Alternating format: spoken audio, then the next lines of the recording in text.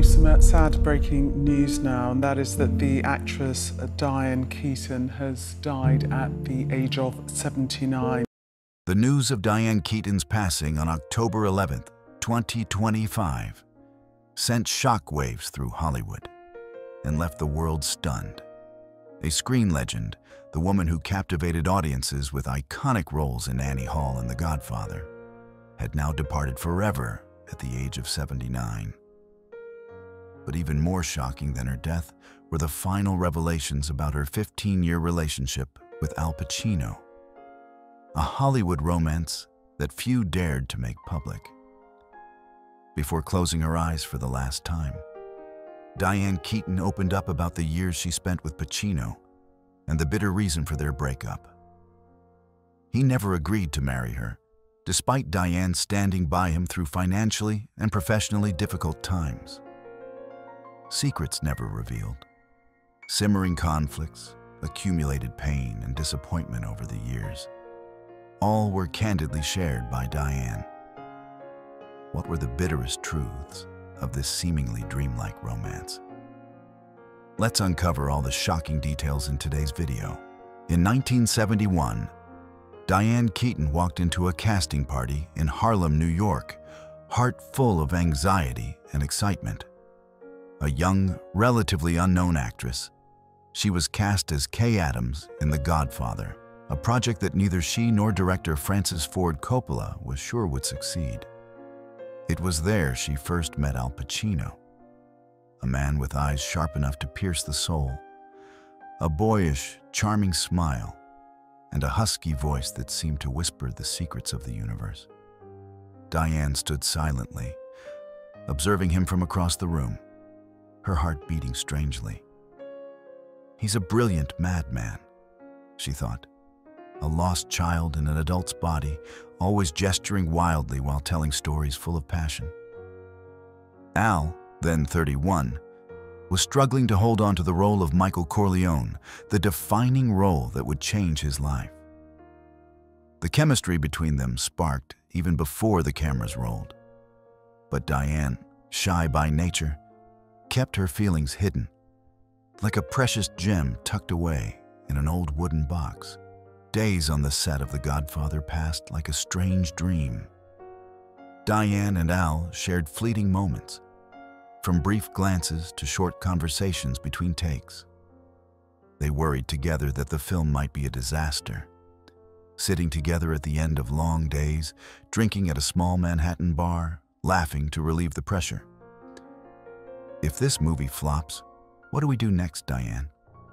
Al once asked, his voice teasing yet eyes sincere. Diane only smiled, saying nothing. But inside her, a fire was kindling. She loved the way he spoke endlessly, how he lived fully for his art, and how he made her feel special, even through a joke. Yet that love remained only a gentle intoxication, not enough to draw them closer. It wasn't until 1974, when they reunited on the set of The Godfather Part 2, that the romance truly ignited. One late evening in Manhattan, after a long day of filming, Al invited Diane to a small restaurant. Amid dim lighting and glasses of red wine, he looked at her with softer eyes than ever. "Diane, do you know how special you are?" he said, his husky voice revealing a great secret. Diane felt her cheeks flush, heart pounding. That night, they spoke not only about films or theater, but also about dreams, fears, and the little things that made them laugh. From that moment, they quietly began dating, without fanfare or publicity, just as two artists find each other amidst the lines of life. Diane and Al's relationship was not a typical Hollywood couple with glamorous premieres or magazine photos. Instead, they found each other in simple moments. Sharing evenings at Diane's California apartment, Al sprawled on the sofa, talking about his theatrical dreams, while Diane listened with an unhidden smile. They strolled along the beach, exchanged favorite books, and debated the movies they wanted to make. Diane adored Al's free spirit, how he immersed himself in each role as if it were his last breath. Yet she also sensed an invisible distance. Al was a wind, always moving, never staying long enough to truly belong to anyone. The 1980s brought more complications. Diane, riding the successes of Annie Hall and Baby Boom, was at her career peak. But her dream of a family grew stronger. She wanted a home, the laughter of children, and a man ready to commit. But Al, with his free-spirited soul, seemed incapable. "I don't know how to be a husband," he once half joked, half seriously, when Diane tried to talk about the future. Diane endured emotional breakups interspersed with passionate reconciliations.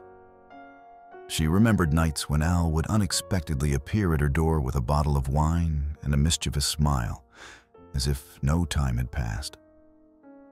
But each time, she wondered if she was ever truly the only one in his heart. In 1989, while Al was in Rome filming, Diane received a handwritten letter from him. The scrawled words, hastily written on hotel stationery, carried a world of meaning. "Diane, I love you forever." She clutched the letter, heart stopping. It was a rare moment when Al expressed his feelings clearly, not hiding behind jokes or evasive glances. Diane treasured the letter, reading it repeatedly, searching for a promise of the future. Deep down, she knew Al's forever did not equate to a proposal or a family. It was the love of an artist, beautiful yet fragile, like an unfinished poem. Their greatest conflict was over commitment. Diane, in her 30s, could not wait any longer. She yearned for a home and stability that Al seemed unable to provide. Conversations about marriage often ended in heavy silence. "Al, have you ever thought about a life together?" she asked, voice trembling. Al only looked at her, eyes full of pain, silent. Rumors circulated about Al's closeness to other women, though none were confirmed. Diane tried not to let jealousy overshadow love, but doubt crept in, like a small crack in the perfect picture she once painted of them. Yet Diane never gave up on Al. During this time, she also witnessed his financial struggles. When Al's $50 million fortune nearly evaporated, he spent lavishly, from buying multiple cars and cell phones to spending hundreds of thousands on landscaping, while employing an accountant later convicted of fraud.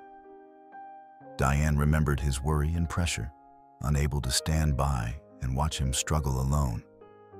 Silently, she helped Al by lending money to maintain his lifestyle and morale. She not only lent funds, but encouraged him to continue acting, reminding him of his genius. Al, in those rare moments, expressed gratitude. "Diane, you're the only one who never abandons me," he said once, sitting together in a small cafe, eyes for the first time not evasive. These moments made Diane believe that their love, though imperfect, was worth fighting for.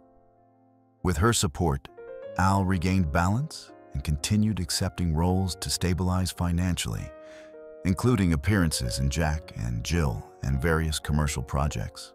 By 1990, during the filming of The Godfather Part III, Diane decided to face reality. She could no longer wait for an uncertain future. One evening in New York, in her familiar apartment, Diane looked Al in the eyes. "Al, either we get married or this ends," she said, firm yet trembling. A heavy silence fell. Al was silent, eyes full of pain, saying nothing. Diane knew the answer before he spoke. She left the apartment, leaving behind the dream of a family with Al. The breakup was quiet, without argument. But Diane's heart shattered. "I love him, but I can't wait forever," she thought, walking into the cold night. Afterward, Diane and Al became almost strangers. At the Godfather events, they avoided each other, as if each presence recalled too many painful memories. Once, at a premiere, Diane saw Al from afar, still with that boyish smile, and her heart ached.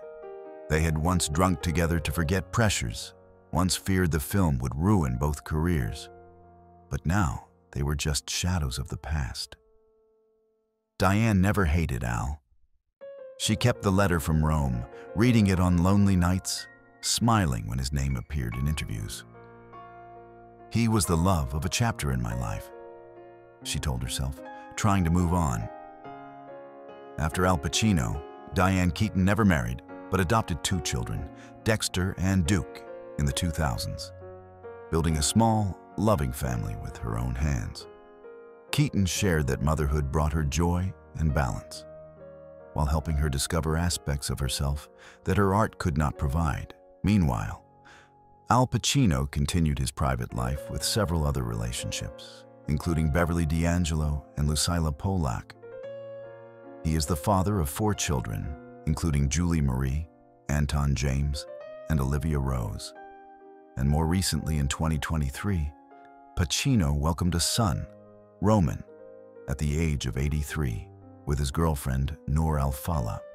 Despite his advancing age, Pacino continues to explore and experience new aspects of life, creating an image that is both legendary and profoundly human. In his memoir, Sonny Boy, Al Pacino devotes a significant portion to reflecting on his 15-year relationship with Diane Keaton.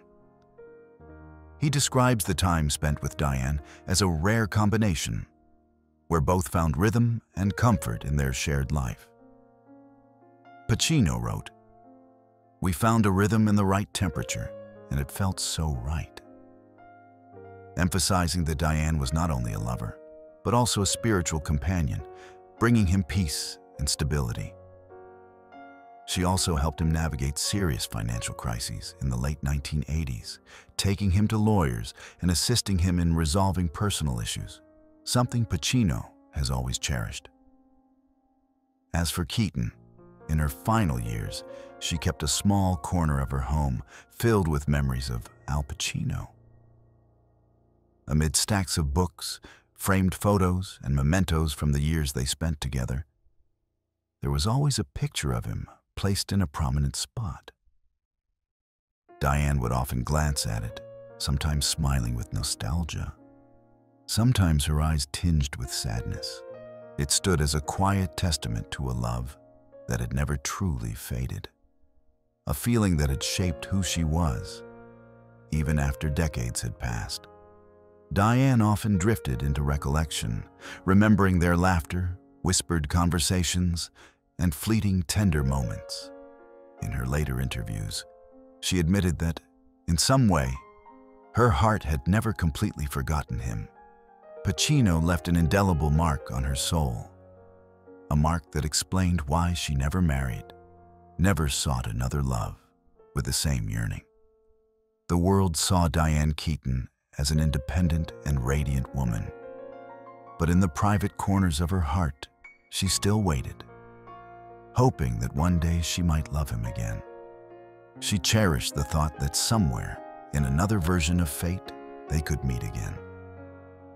That hope, quiet yet unwavering, was both a comfort and a deep, enduring sorrow that lingered until the end of her life. Before Al Pacino, Diane Keaton had a complicated romantic relationship with the famous director Woody Allen. They first met in 1969 when Keaton performed in the Broadway play Play It Again, Sam, written and performed by Allen. They were instantly drawn to each other's creativity and unique personalities, and a brief romantic relationship blossomed. Although their romantic involvement did not last long, Keaton became an important inspiration, helping Allen create many classic films, most notably Annie Hall, 1977, which earned her the Oscar for Best Actress. Nevertheless, after their romantic separation, their relationship did not dissolve, but transformed into a deep friendship and long-lasting artistic collaboration. Diane Keaton continued to star in many of Allen's films, and together, They created works that became part of American cinema history. When Woody Allen was accused of sexual abuse by his adopted daughter Dylan Farrow in 2018, Diane Keaton publicly expressed her support for her friend, affirming that she trusted Allen. This public defense caused division among the public and the artistic community, especially in the context of the rising Me Too movement. Keaton maintained her stance, demonstrating loyalty to her old friend despite tremendous social pressure.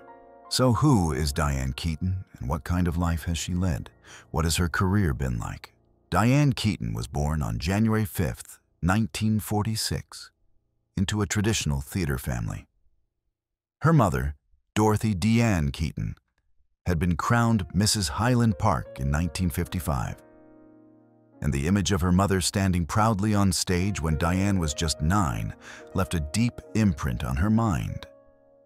Like a small flame igniting ambition, Dorothy was determined to provide her daughter with everything she had never had.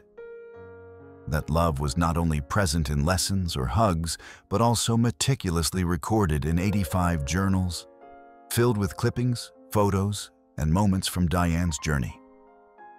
When Dorothy passed away in 2008, Diane discovered this treasure trove of memories, which became the foundation for her own memoir.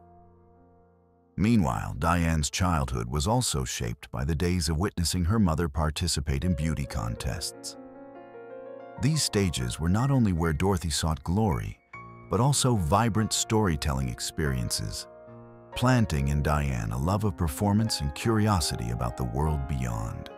From a young age, she saw how her mother transformed glamour into a vehicle for storytelling and living fully with passion. In contrast, her father, Jack Newton Ignatius Hall, a construction engineer and real estate broker of Irish descent, seemed bound by calmness and responsibility. But beneath that exterior was an inner storm. In his final days, filled with illness. On the way home from UCLA Medical Center, Jack whispered to Diane that he had always hated his work and wished he had dared to take more risks. That confession stunned Diane. It was not just words, but a lifetime of condensed regret in a single moment. Her father's words ignited an unusual determination in Diane.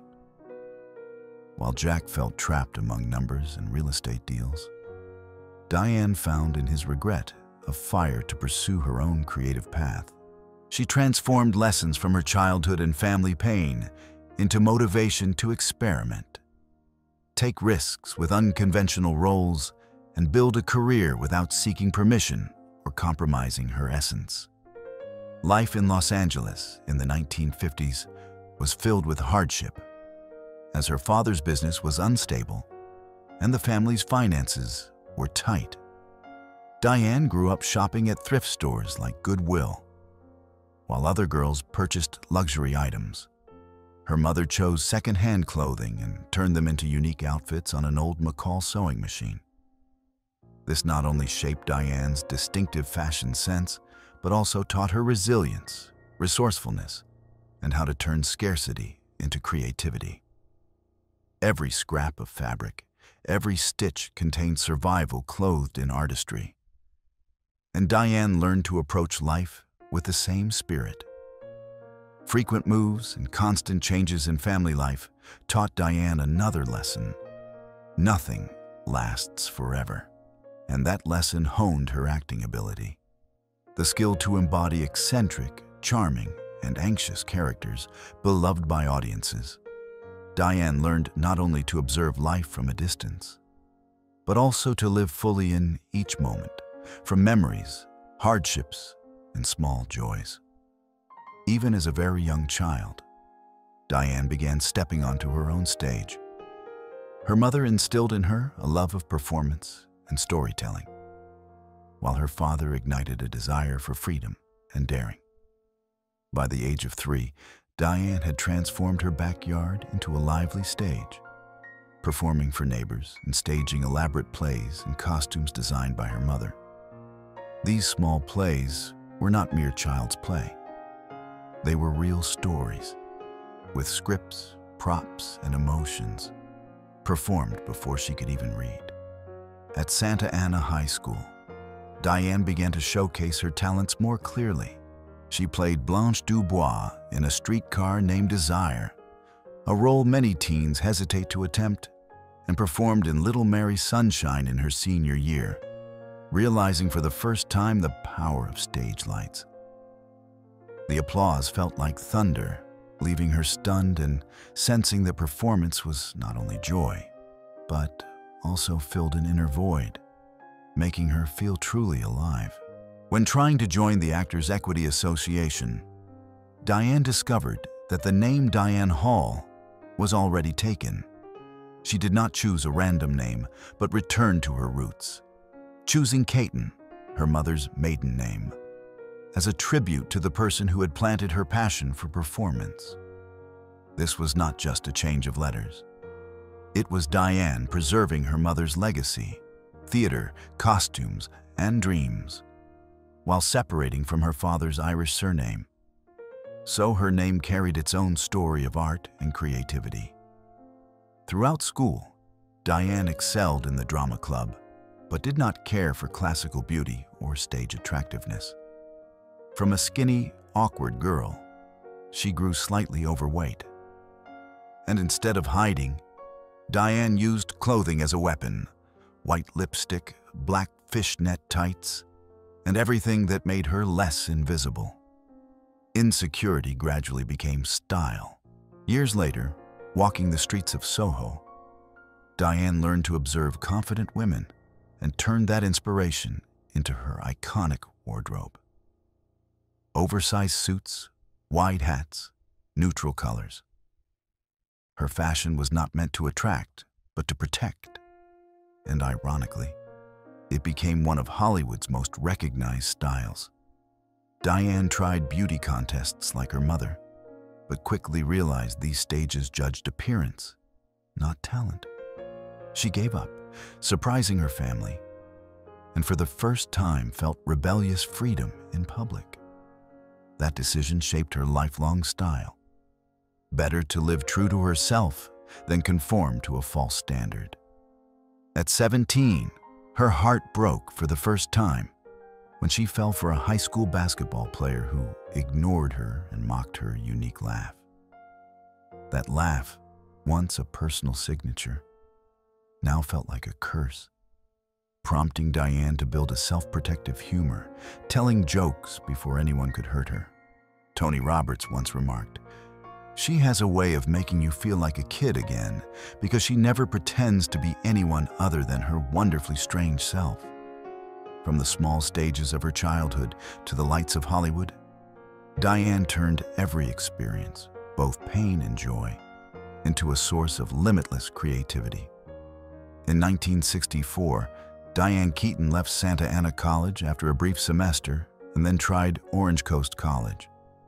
But college was never the path she truly desired. Her first career breakthrough came in 1968, when 22-year-old Diane was cast in a supporting role in the Broadway musical Hair.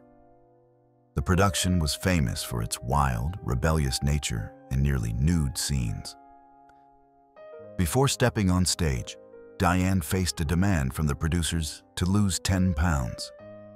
At 5'8" and 139 pounds, she was considered too heavy, especially for the revealing scenes. Under heavy pressure, Diane stood firm. She refused to go nude and maintained her position. However, the pressure regarding her appearance began to seriously affect Diane's health. She learned from another actress how to induce vomiting to maintain her figure. And what seemed like a simple trick quickly became a nightmare lasting 5 years. From 1968 to 1973, Diane silently struggled with an eating disorder, vomiting up to 20,000 calories a day, which caused tooth decay, heartburn, irregular menstruation, and dangerous blood pressure. No one knew, and Diane had to endure it alone. Only when she began daily therapy did she gradually recover, and the moment she realized she no longer wanted to engage in extreme eating changed her life entirely. Fortunately, Diane's career began to flourish. In 1968, she auditioned for Play It Again, Sam, a play by Woody Allen. Diane nearly lost the role due to her height, towering 5 inches above Allen. But once on stage, none of that mattered. Her talent and natural presence captivated the entire casting team. The play premiered on February 12, 1969, and became a massive success, running for over a year with 453 performances.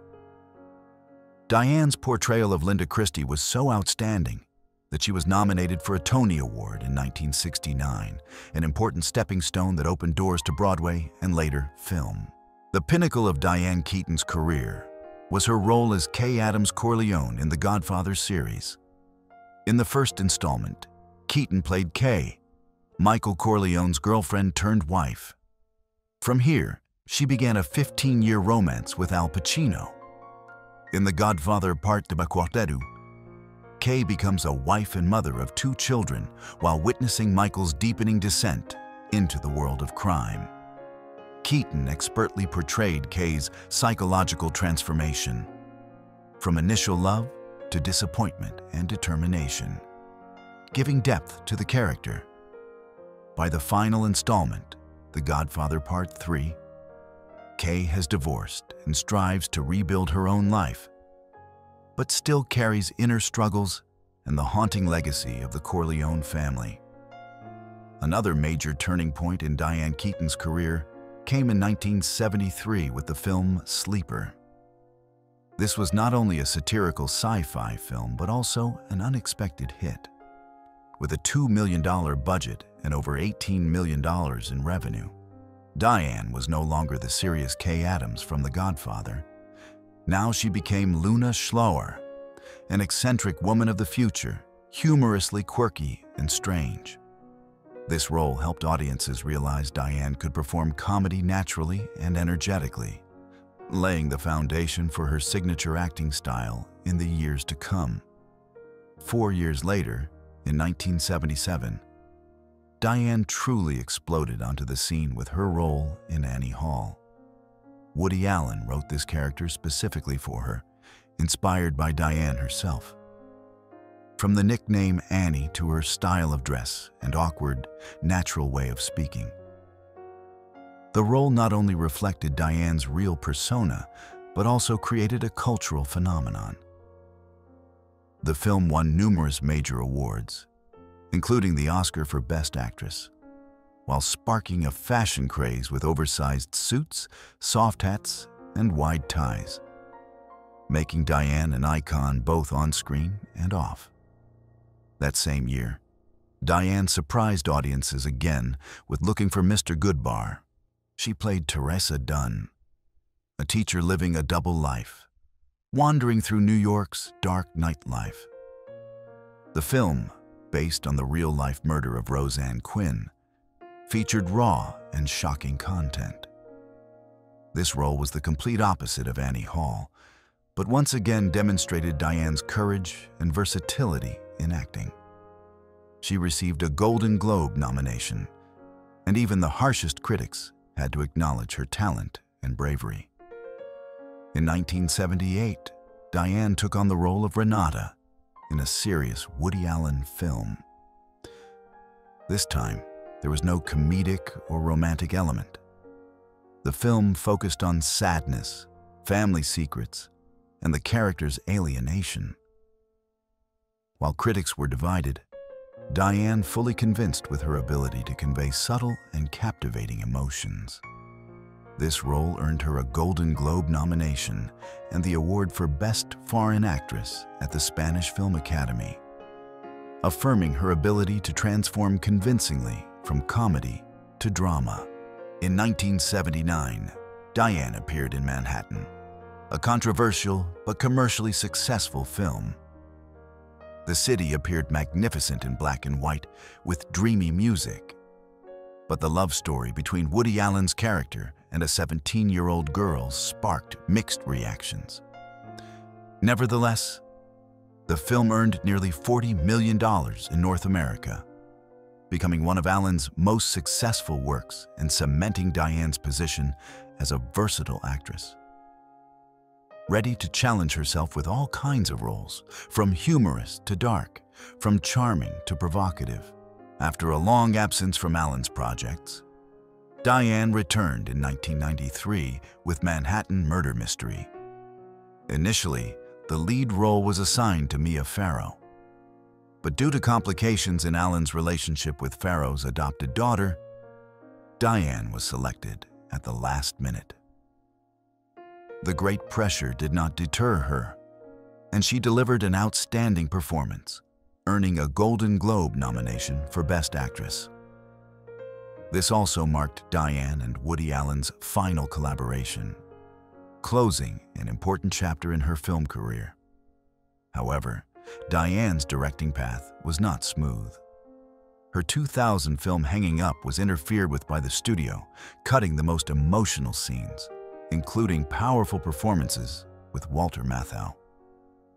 In 2005, while filming The Family Stone, Diane faced a personal challenge: the skin cancer she had battled since age 21.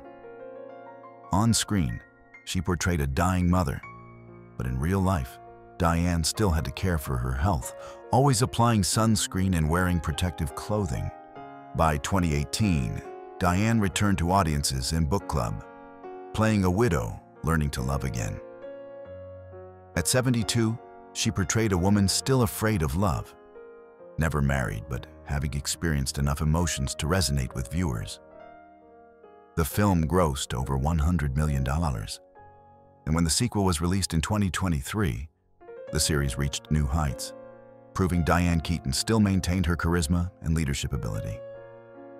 Finally, on October 11, 2025, Diane Keaton passed away at the age of 79 in California. In her final months, her health declined rapidly, surprising and saddening family and friends.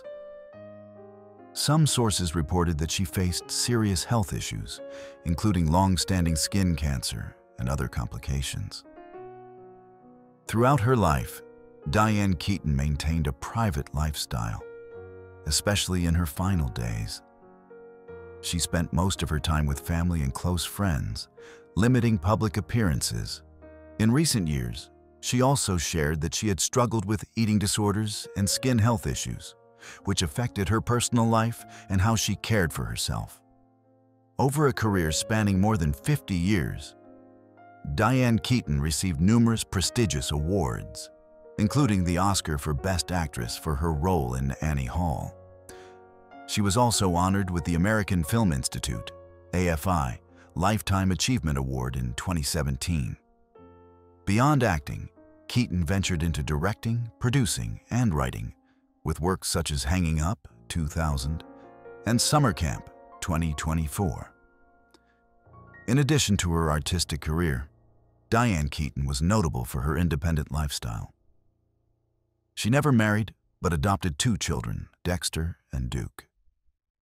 Keaton was also an animal lover and frequently shared warm moments with her pets on social media. In her final months, she fulfilled her dream of singing by releasing her debut single in 2025. After her passing, Diane Keaton received many tributes from colleagues and fans. Stars like Bette Midler, Steve Martin, and Goldie Hawn expressed their sorrow and admiration for her. They praised Keaton as a fashion and comedic icon, a wonderful friend, and a unique talent. Diane Keaton's legacy will continue to live on in the hearts of cinema and art lovers. In many interviews, Diane Keaton shared deep memories of her relationship with Al Pacino, from their early collaboration on The Godfather to a long-lasting friendship afterward.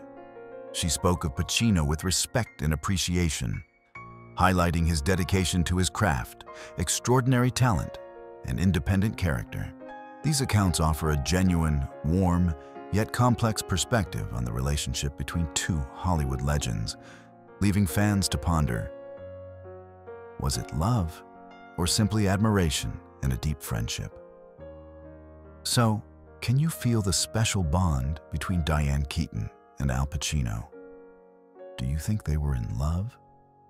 Or was it a relationship built on respect and close companionship? Leave your thoughts below, and don't forget to subscribe to the channel to not miss other fascinating film stories. Thank you for watching,